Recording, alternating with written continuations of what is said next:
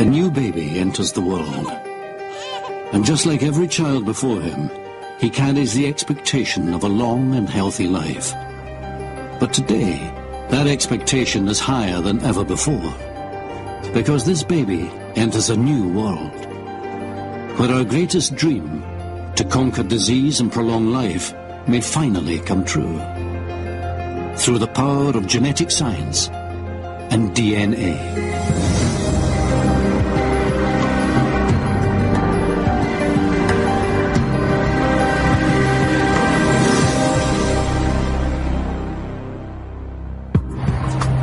At the start of the 21st century, we are in the middle of a genetic revolution. Driving it is an incredible discovery that through all of us runs a single code of life called DNA. We now know that DNA guides our existence from the moment of our birth to the instant of our death. That our fate is written in this simple molecule and all its thousands of combinations that are our genes. The promise that we would all live longer, healthier, disease-free lives has come with the breaking of that code, first achieved by Watson and Crick at Cambridge University in 1953. We've been tracking two technology revolutions for the last 40 years, computers and genes. In the last several years, these defining technologies of the 21st century have begun to fuse together to create a powerful moment for a new economic and social paradigm in the 21st century. Genes are the raw resource for the 21st century. The question is whether we're on the verge of conquering most of our medical problems, our major diseases, things that makes us go wrong. And the answer is absolutely yes. We're investing heavily in our genetic future. It's estimated that there are more than 1,500 labs working on genetic medicine in the US alone.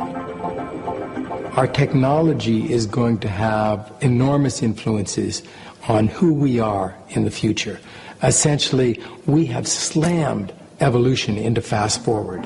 But where some are happy to embrace an unknown future, others see too much faith placed in untried technology.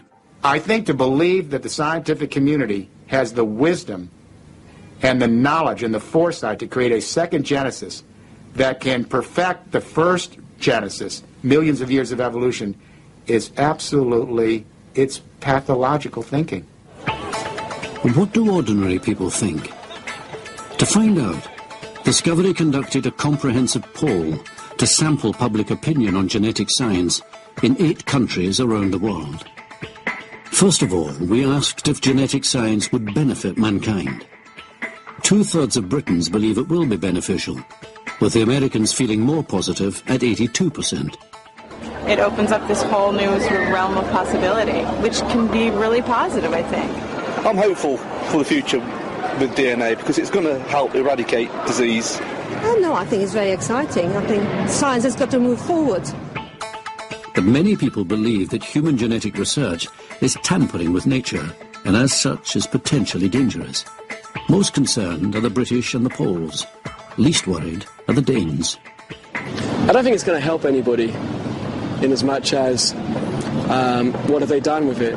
It's very frightening overall to me because it's basically humans playing God and creating new life form, and it's just not, in my opinion, what we're meant to do with nature. It's just not, it's not natural and it's not God's way. On balance, when asked if the benefits from genetic developments will outweigh the risks, just over half agreed, though the British were the least convinced.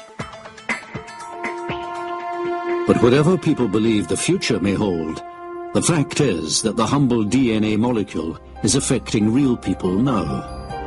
Genetic science is already transforming lives. Disease prevention has long been the dream of medicine, and genetic science could make that dream come true. For every child born at the start of this century, the hope is that by the time he has grown, we will be able to read every part of his genetic makeup and determine his risks from all major diseases. And forewarned is forearmed. because it's now realized that the great killers of the Western world, like heart disease, diabetes and cancer, all have a genetic basis. Every child before him, he carries the expectation of a long and healthy